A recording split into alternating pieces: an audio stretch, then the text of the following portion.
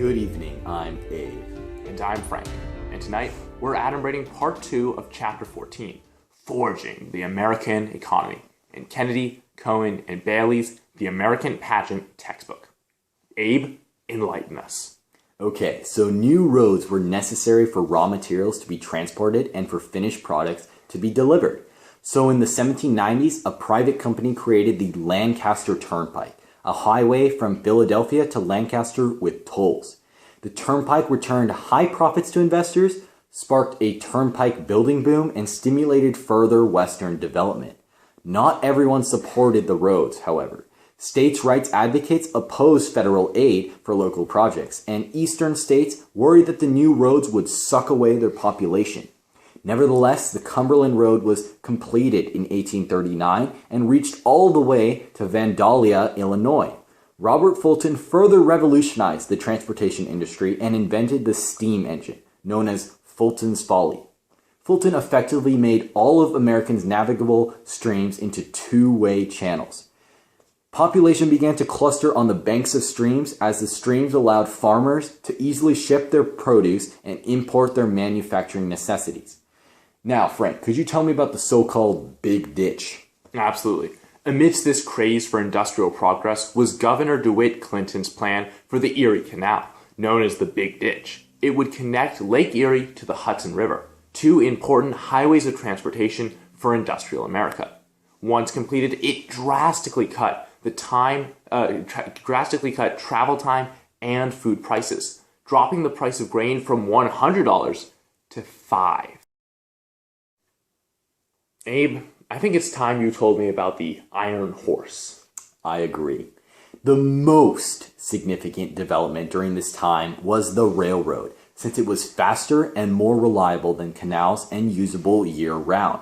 At first, there was fierce opposition against the railroad, especially by canal backers wanting to protect their investments. Early railroads were also unsafe and deadly accidents were frequent. Brakes were also feeble and gauges weren't standardized, so people were forced to frequently switch trains.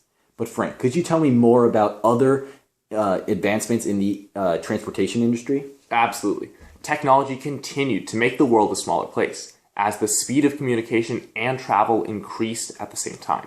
In 1858, engineer Cyrus Field laid a telegraph cable, which connected the U.S. to Ireland, and another, stronger one in 1866. These allowed for near instantaneous communication with Europe, the first of its kind. American merchant shipping entered a golden age in 1840. Mass construction of clipper ships by Donald Mackay enabled increased American involvement in global trade. However, the British won back control of naval trade through the introduction of more reliable iron steamships. The Pony Express enabled speedy communication between Missouri and California, going 2,000 miles in just 10 days. Fast as it was replaced by the telegraph in just 2 years.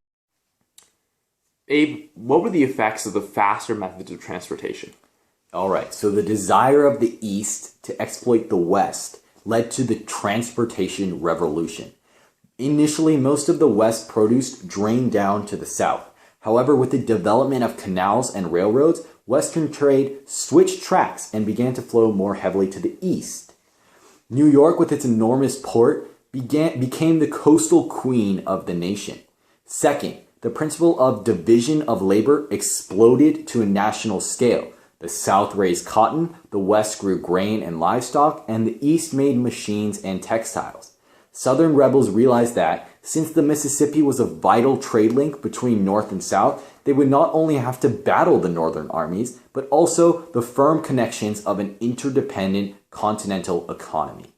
Now, Frank, could you tell me what the overall effects of the Industrial Revolution were? So to summarize, the market revolution of the mid-1800s transformed America's patchwork workshops and farms into a, quote, network of industry and commerce. This led to mixed effects. On one hand, food prices dropped and transportation time was slashed.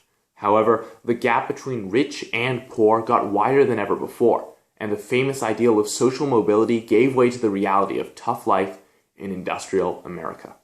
Thank you for watching. Please like and subscribe. And comment down below if you have any questions concerning the chapter. We'll catch you guys next time.